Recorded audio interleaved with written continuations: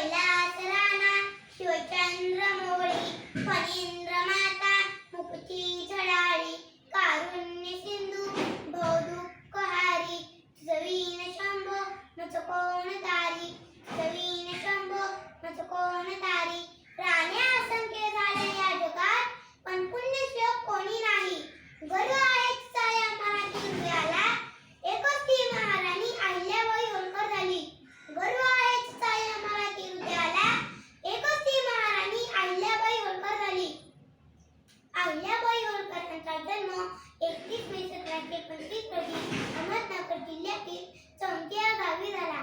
त्यांच्या आईचे नाव सुशीलाबाई व वडिलांचे नाव माणकोजी शिंदे असे होते.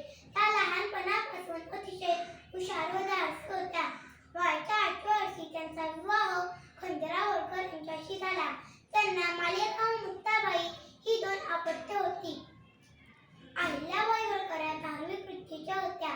त्यांनी तब्बल 48 वर्ष प्रजाहित दक्ष राज्य कारभार केला. लोककल्याणासाठी त्यांनी धर्मशाळा तलाव विहिरी बांधल्या. शेकडो मंदिरांचा जीर्णोद्धार केला. अशा कुशल प्रशासका